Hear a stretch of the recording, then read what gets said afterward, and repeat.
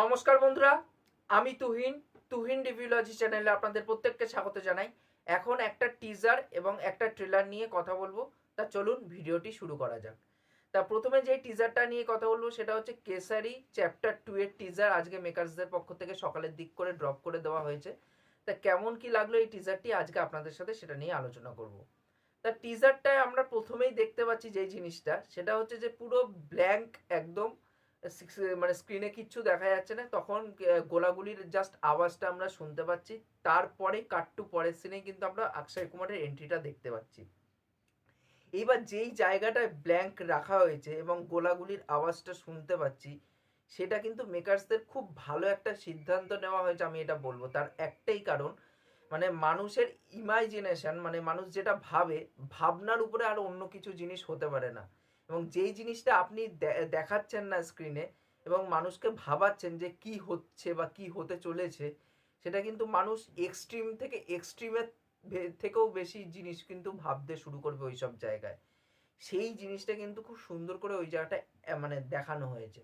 এবং এই যে মানে এই সিনেমাটা মূলত হতে চলেছে যে জালিয়ানওয়ালাবাগের যে ম্যাসাগারটা হয়েছিল জেনারেল ও ডায়ারের নির্দেশে, সেই ম্যাসাগারটা অ্যাকচুয়ালি প্রি প্ল্যান্ড ভাবেই করা হয়েছিল। সেটা নিয়ে একটা যে কোর্টরুম ড্রামা কিন্তু এই সিনেমার মধ্যে আমরা দেখতে পাবো এবং মুখ্য চরিত্রে আমরা এখানটা অক্ষয় কুমারকে দেখতে পারবো। তো এই যে যেই সিনেমাটা আসতে চলেছে সেটা নিয়ে কিন্তু একটা সনি লিভের সিরিজ হয়ে গেছে। আমি ট্রেলারটা জাস্ট দেখেছিলাম, ট্রেলারটা আমার বেশ ভালো লেগেছিলো, বাট সিরিজটা আমি দেখিনি পার্সোনালি, টাইম করে উঠতে পারিনি সিরিজটা দেখার। বাট এই কাজের উপরেই কিন্তু সিরিজটা কিন্তু হয়ে গেছে এবং এটা কিন্তু কোনো অনিচ্ছাকৃতভাবে কিন্তু হয়নি, এটা পুরোপুরিভাবে একদম প্ল্যান করে এখানটায় কিন্তু সব জিনিস এক্সিকিউট করা হয়েছিল। যে জালিয়ান বা ওয়ালাবাগের যে এত হত্যা লীলা যে চলেছিল, এত রাউন্ড, অনেকগুলো রাউন্ড গুলি চলেছিল এবং অতগুলো মানুষ মারা গেছিল, সেই জিনিসগুলো এবং মানুষ, কিছু মানুষ আহত অবস্থায় বেঁচে ছিল, সেইগুলোকে আরও মানে যাতে তারা মারা যায় তার জন্য ওই জায়গাটা অনেকক্ষণ ধরে আটকে রাখা হয়েছিল। পরের দিকে যখন সব মানুষ মারা গেছে তারপর তো সেই জায়গাটা খোলা হয়েছে।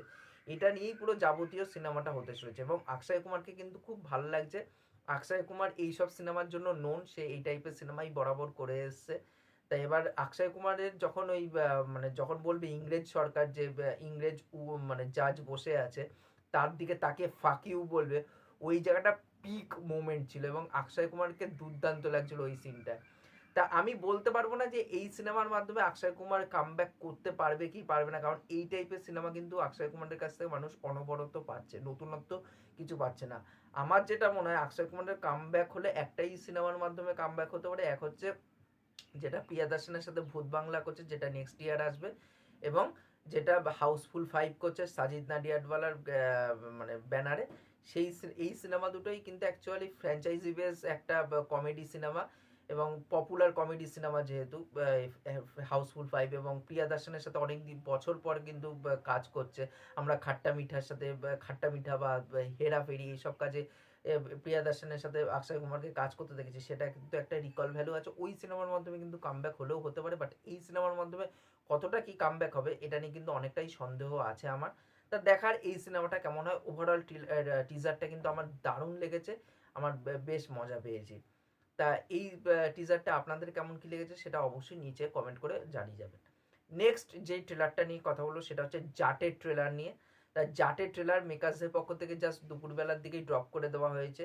এক কথা বলতে গেলে কিক-অ্যাস ফাড়ু ট্রেলার হয়েছে, আমার দুর্দান্ত লেগেছে, আমি মজা পেয়েছি এই ট্রেলারটা দেখে।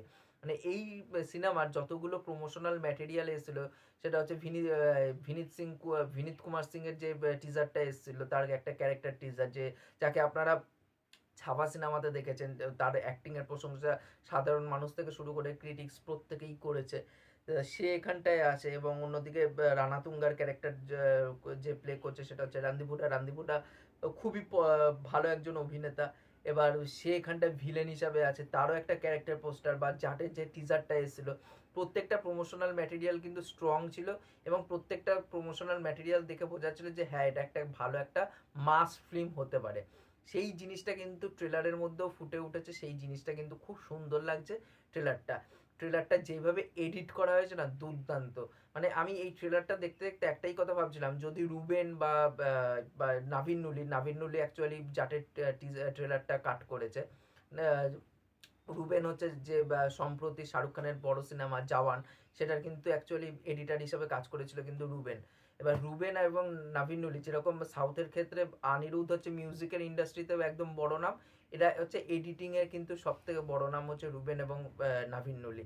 এদের দুইজনকে দিয়ে যদি সিকান্দারের ট্রেলারটা কাট করানো হতো আই থিঙ্ক বেটার হতো, কারণ সিকান্দারের ট্রেলারটা যেভাবে কাট করা হয়েছে আমি এটা নিয়ে অনেক মানে নেগেটিভ ফিডব্যাক দিয়েছিলাম, বাট সেটা যদি তাদেরকে দিয়ে করানো হতো আই থিঙ্ক বেটার হতো। কারণ বলিউডের না এখন সত্যি কথা বলতে গেলে না মিউজিক ডাইরেক্টর ভালো আছে, না ওখানটায় কোনো লিরিসিস্ট এখন ভালো আছে, না স্ক্রিন রাইটার ভালো আছে, না কমার্শিয়াল কোনো পরিচালক আছে, না কোনো ভালো এডিটার আছে। মানে এখন না বলিউড পুরোপুরিভাবে ধসে গেছে, যার জন্য এদের সাউথের দিকেই বড় বড় ডিরেক্টরের সাথে এদেরকে কোলাব করতে দেখতে পাচ্ছি।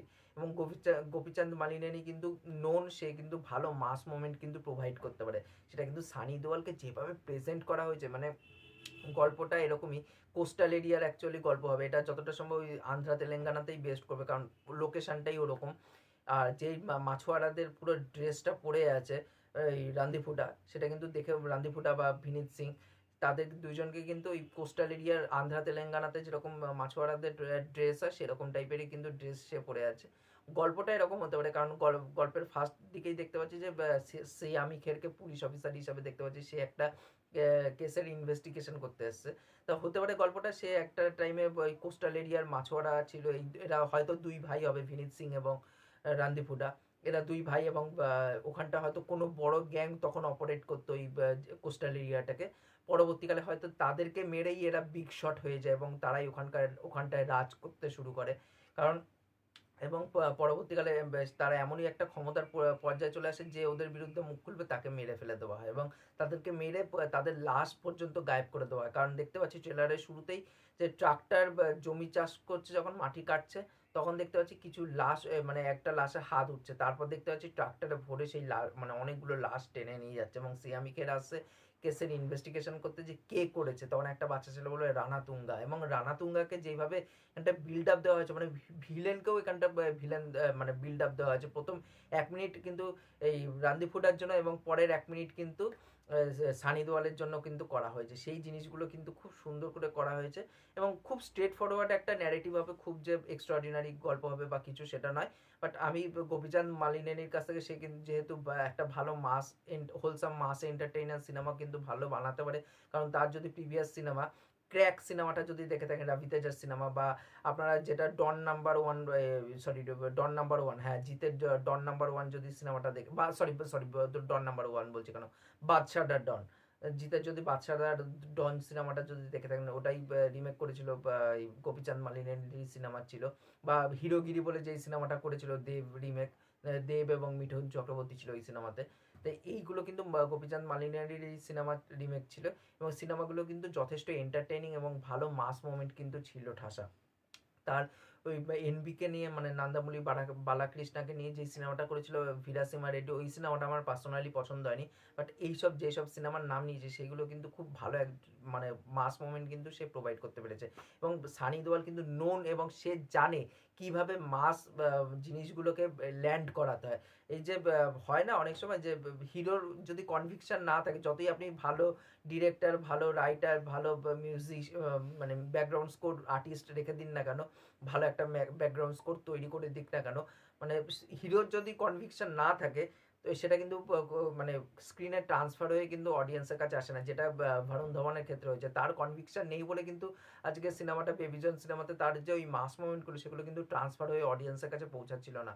কিন্তু সানি দেওয়াল জানে কিন্তু কিভাবে এই মাস মোমেন্টগুলো অডিয়েন্সের কাছে পৌঁছাতে হয় এবং সে কিন্তু এই জিনিসগুলোকে ল্যান্ড করাতে জানে। এবং গাদার 2 এর মতন একদম ট্র্যাশ সিনেমা, সেটাও কিন্তু বক্স অফিসে ব্যবসা সফল সিনেমা হয়েছে একমাত্র সানি দেওয়ালের জন্য।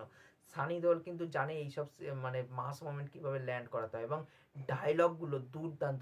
এখানটা দুটো ডায়লগের কথা বলবো, একটা হচ্ছে যখন রান্দিভুটা ডায়লগ মারবে প্রথমে, যে এখানটায় জায়গাটাকে কিলোমিটারে মাপা, মানে কিলোমিটারে মাপা হয় না, এখানটা মানুষের লাশের উপর দিয়ে কিলোমিটার মাপা হয়। সেই ডায়লগটা বলি, বা লাস্টের দিকে যখন ওইটা, যেটা আমরা প্রত্যেকেই জানি নর্থ ইন্ডিয়ার এবং সারা মানে অ্যাকচুয়ালি সানি দেওয়ালের সিনেমা থেকে যারা বড় হয়েছি প্রত্যেকেই জানি যে এটা একটা আইকনিক ডায়লগ, যে 2.5 কিলো কা হাত, সানি দেওয়ালের এই 2.5 কিলো কা হাত নিয়ে এটাকে ওই একই রেখেছে, জাস্ট একটু টুইকিং করে দেওয়া হয়েছে যে এই 2.5 কিলো কা হাত পুরা নর্থ জানতা है लेकिन अब साउथ देखेगा।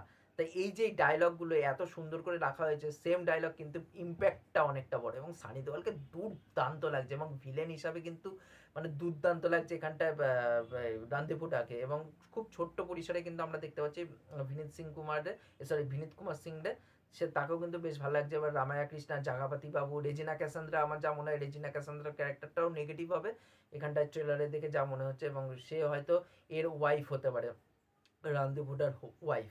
এবং অন্যদিকে কিন্তু যদি ভিরাসিমা রেড্ডির সিনেমাটা দেখে দেখেন, ওখানটা কিন্তু ভাড়া লক্ষ্মীর যে রোলটা ছিল সেটাও কিন্তু খুব ইন্টারেস্টিং ছিল, সেও কিন্তু একটা ক্যারেক্টার মানে স্ট্রং ক্যারেক্টার ছিল কিন্তু সিনেমাতে।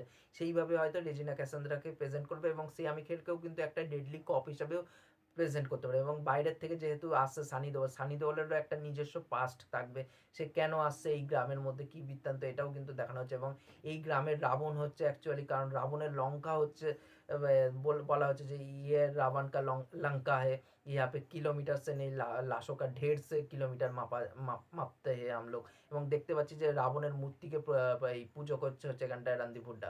তো এই জিনিসপত্রগুলো কিন্তু সাউথের সিনেমাতে থাকে, যে মাইথোলজিক্যাল রেফারেন্স, সেগুলো কিন্তু এখানটা দেখতে পাচ্ছি।